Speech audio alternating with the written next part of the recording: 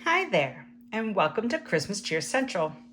Today I want to show you how to make a cute gift treat box. And the box I'm going to make here is this guy. And you can see it's a cute little book design, and it opens up and you can put in candies. I love having these on hand because you've got neighbors and colleagues and potentially school events for children. And so having these types of little treat boxes are nice to have on hand. So I like to make a bunch so that I have them ready to give out. And I'm going to show you how to assemble this.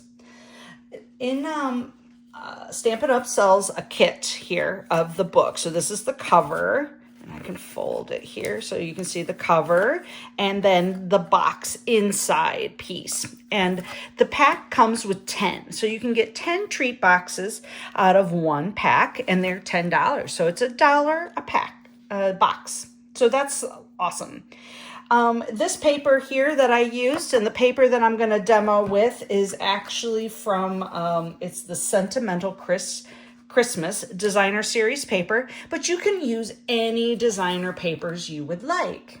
Okay, and I'm going to show you the measurements. The first piece I have here out of designer paper, and let me bring this in a little closer so you can kind of see it. I cut it at 4 inches by 7 1/8 inches, and then I scored here at 3 inches and here at 4 1/16.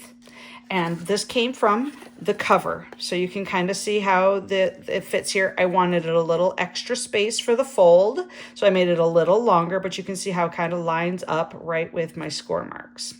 Okay, so that's that piece. I also cut this little piece here and it's a 1 inch by 2 3/4 inch, and then I scored, and I have my post-it right over top of it, but you can kind of see here I have a score mark at 1 1/16. And what is this? This is the tab.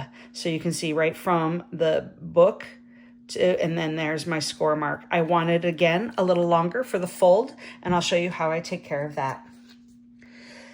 Then I have a piece of cardstock that I cut at 1 inch by 9 1/8 inches.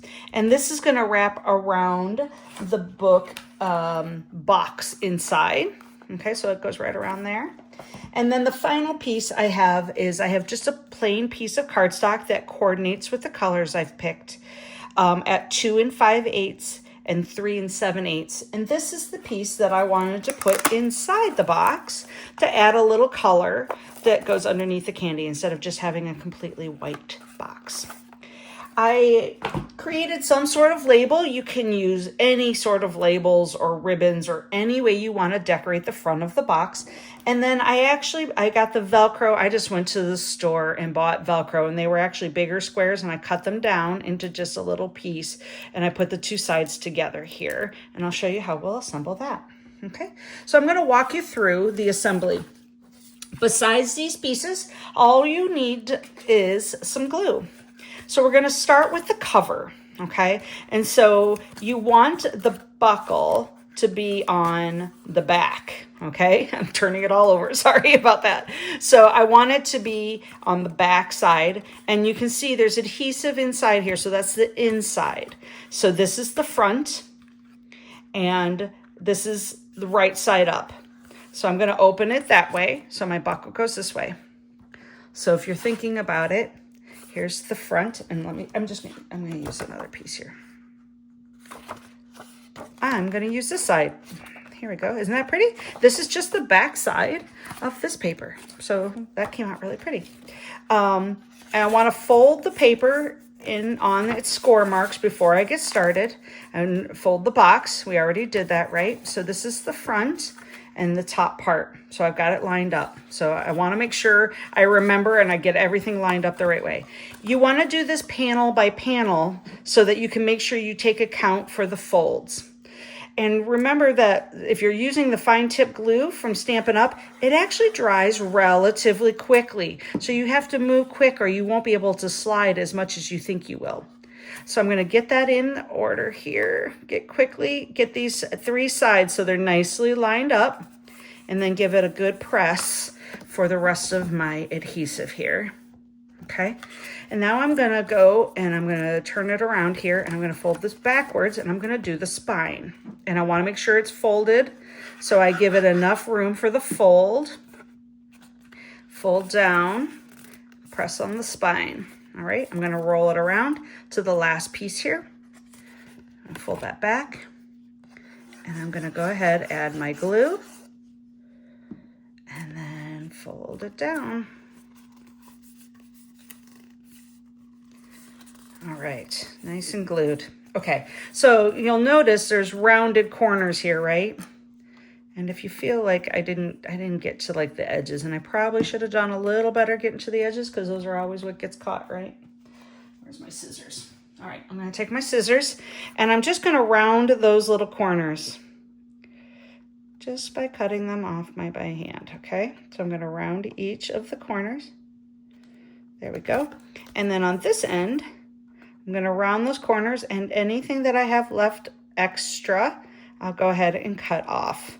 But it's better to cut off the extra than not to have enough. So that's why we do it a little bit. But you'll see I didn't have nearly as much left over as I originally looked like I was going to have. So that's good. I'm not gonna snip all of that. There we go. So I got my extras off. So there's my book cover. All right. So now all we have left is the buckle on this side. So that's that little piece. I changed it. I used a different, you could use it all the same. I did it a little different. I thought the candy cane stripe with the candy canes would be really cute. Again, we're going to do the panels the same way we did the front. So I'm going to put some glue on the panel, and then I'm going to place the piece. I'm going to put it flush with the book, give it a good press. I'm going to fold this back, and I'm going to do the next panel. Get that end a little better this time. Press that down, okay?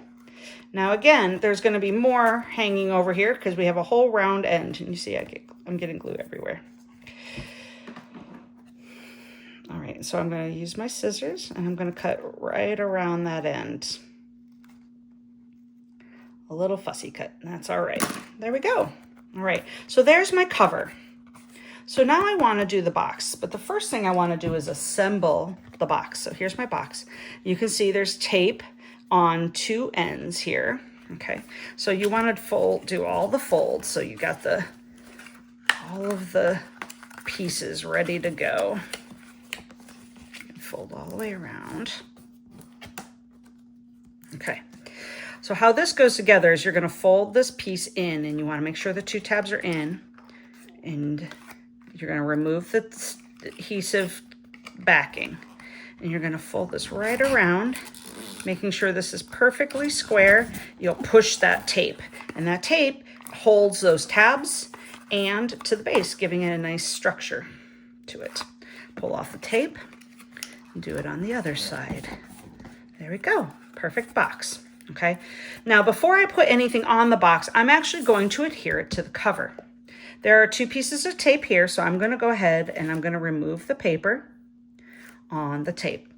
The box, you want it to line up with the back, so I want to make sure it's pushed to the back, and I apologize, I'm shifting. Let me scoot so I can look down at it.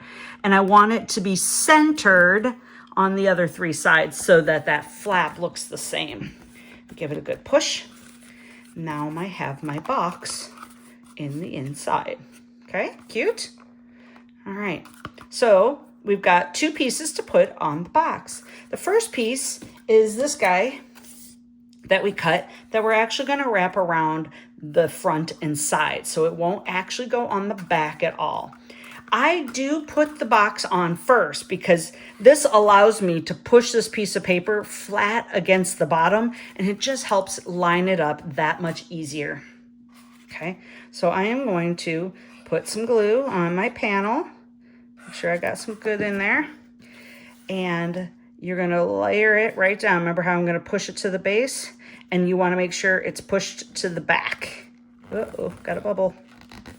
Get that before the glue dries. There we go. I didn't score this. It's not really needed to score. In this case, we're just going to just continue to wrap it right around here. So I'm going to go ahead and put some glue on the next panel.